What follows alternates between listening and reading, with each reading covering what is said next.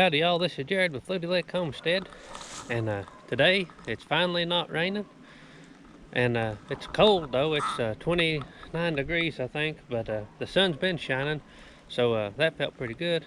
But been outside catching up on a little bit of my chores, and thought today would be a good day to do some planning.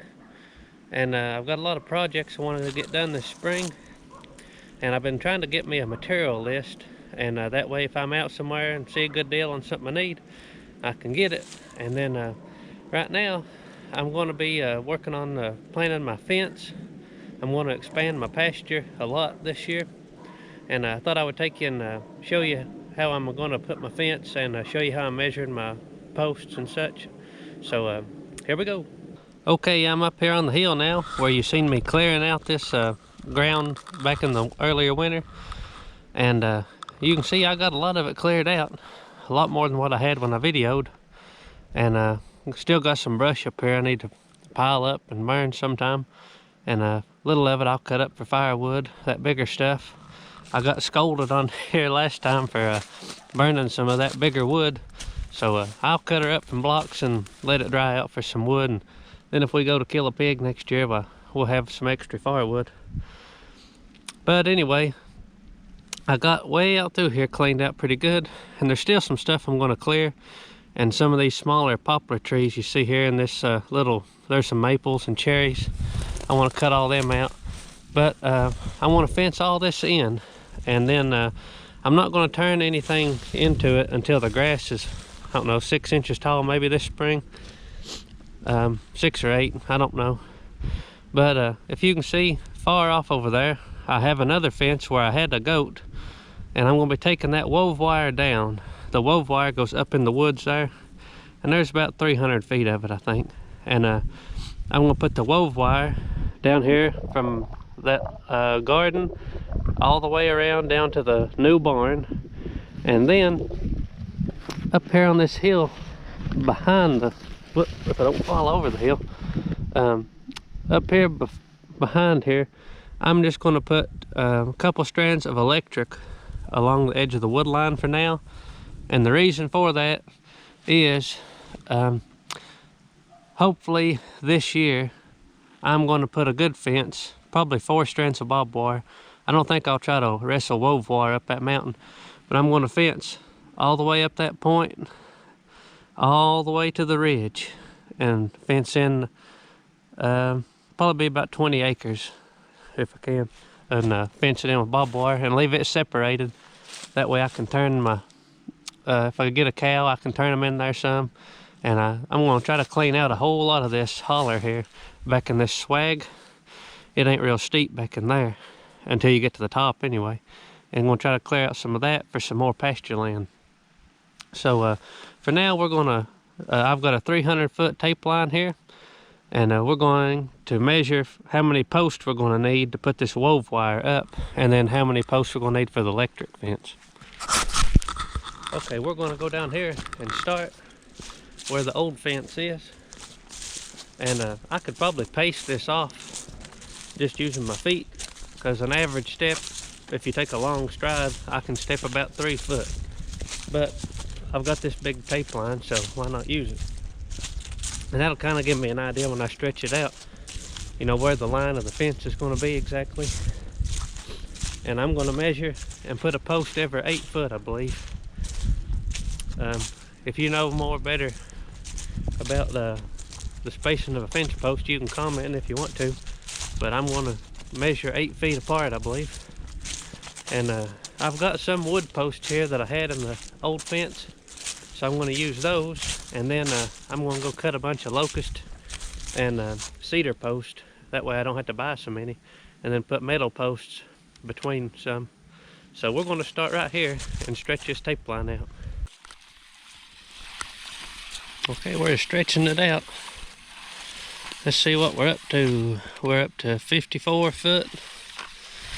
That ain't bad. This bank, I have mowed this bank every year that I've lived here, and I swore last year would be the last year that I mowed it.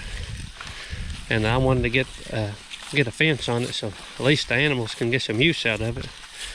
and it ain't real fertile. It's pretty rocky, but it does get some pretty good grass in places. And around here where I live, you gotta take care of whatever grass you can get, so we're gonna use it. I'm walking backwards and trying to do this. Hope I don't fall. Okay, we're gonna stop probably right here for now, because this will be where a corner post goes, and from here I've got to go down the hill to go down towards the barn. So we're going to measure this, and then I'm going to grab a sheet of paper and kind of draw this out. I like to draw out my projects, that way I can kind of get a good idea on grid paper of what I'm going to need on stuff. So we're going to stop this here, and that is 148 feet roughly. So I'll stretch that tight in just a second and we'll get a better idea of what it is. Okay, man, I couldn't have got this no closer if I'd have planned it. I'm down to the end of my tape line, 300 foot, and that got me all the way down here to where my red gate is, and all this is getting tore out. It's ugly and needs a facelift. So the new fence, see, I've still got all this brush to cut too one day, but I'll have to walk back up here and show you.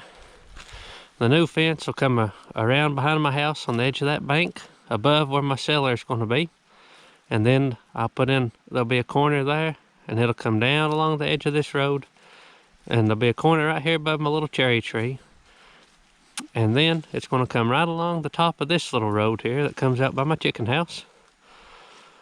And I'm not sure yet where, probably right in here close to where this gate is now. I'll put my gate in, and then take the wove wire on down behind here, and then go over to the barn. And I'm going to take from the other side of the barn and run a fence. If I have enough wove wire, I may have to buy another roll, around the top of this road, out behind that pond. There's just a little tiny pond there, don't hold much water. There's an old coal bank there that feeds into it.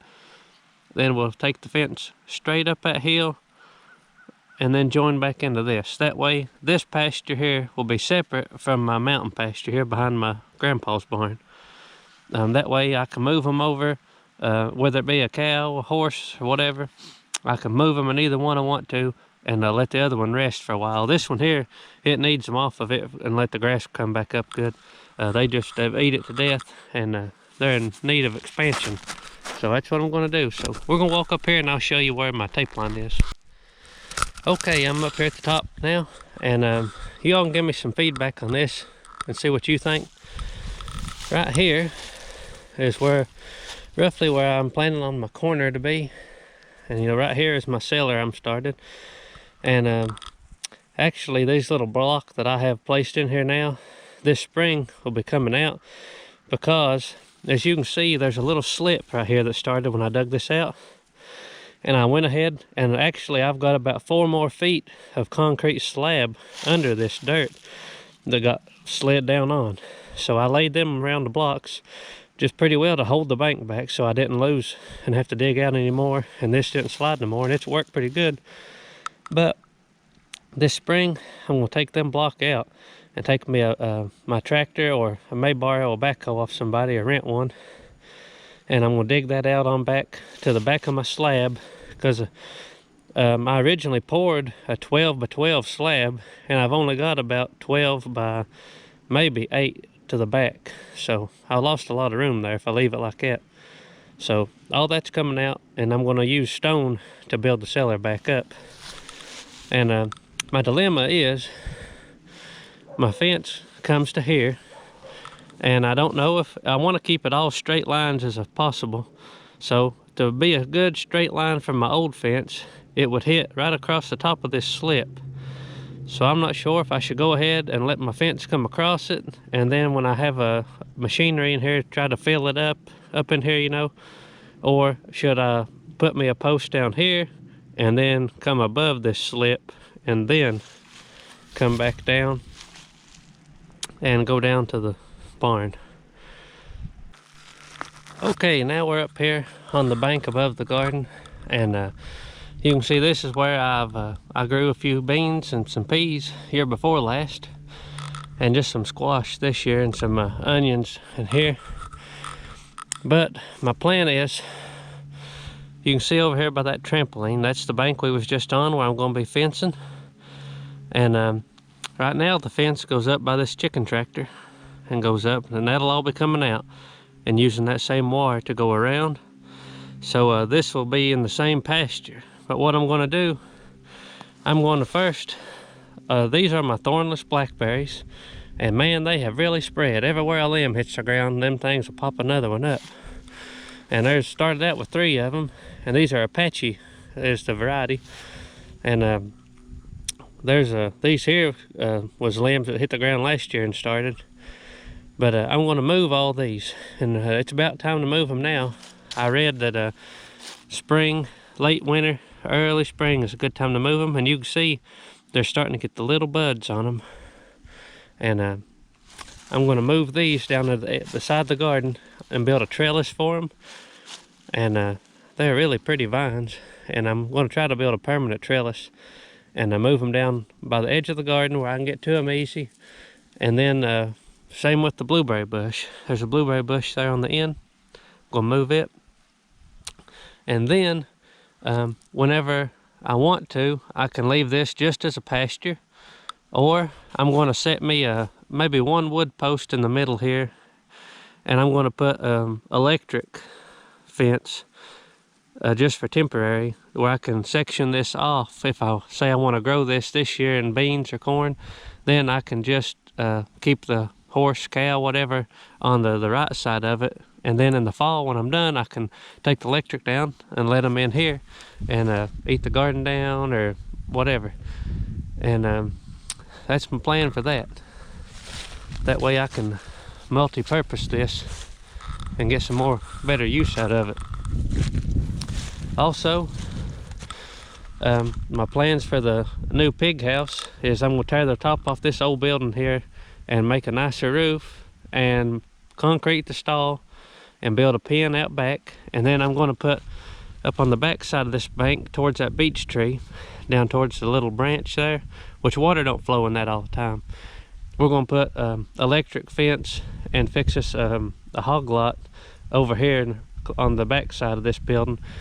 And it's shady down in there and cool, and I can get to it easy. I can put any scraps from the garden right over into it, and then I can let them up into the electric lot whenever I want to.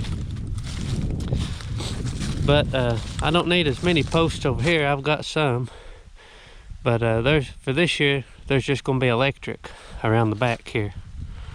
And then maybe hopefully this year I can get the barbed wire started at least up on that mountain.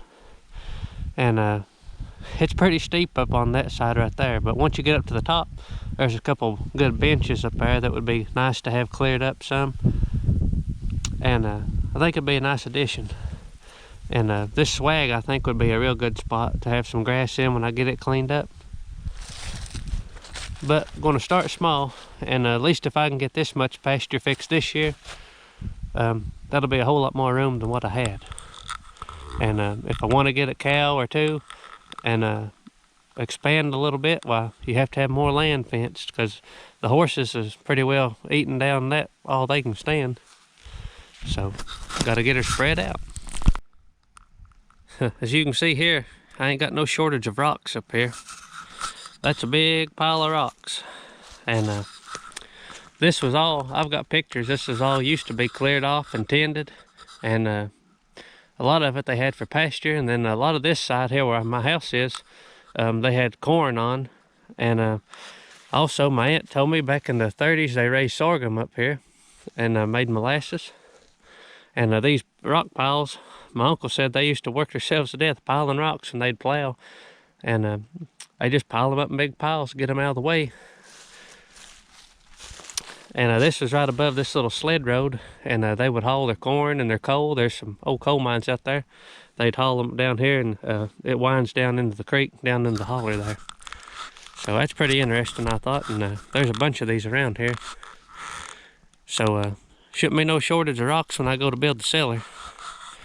And right in there, in front of me there is where I stopped clearing the brush.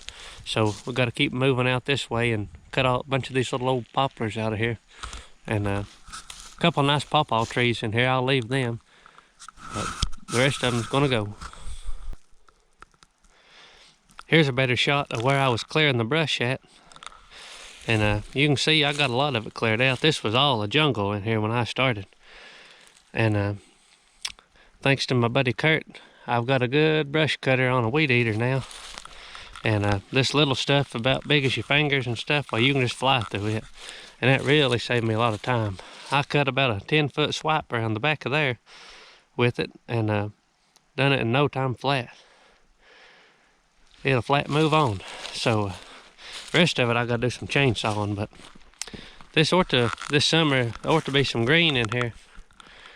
And here's another thing I'll show you while I'm here. I ain't doing much this video, just doing some measuring and a whole lot of talking. So appreciate y'all sticking around through it all. This is the top of the chimney out of my house. And these stones is all nice and pretty square. And I'm going to use these for the front wall of the cellar. And I'm going to drag them down there pretty soon and get them cleaned up, get that moss off of them so the mortar will stick to them. And that ought to make a nice pretty wall there. Okay, I think I got all the measurements I need from the fence. And now I'll have to calculate up how many posts I'm going to need. And in the next week or two, when it ain't raining, we're going to take the chainsaw over to a place down the road I know, and we're going to cut us some locust posts. And some of them will be splitting for fence posts. And then I need them for the barn too, for the hallway. I need about 6 of them to put the hallway on the barn. And I'm going to try to get it on the roof here soon. It's been so rainy, you can't really do nothing. Just breaks in the rain long enough to get you started on something, get your hopes up, and then it starts raining again. But we got a lot of plans for this spring, and appreciate y'all watching.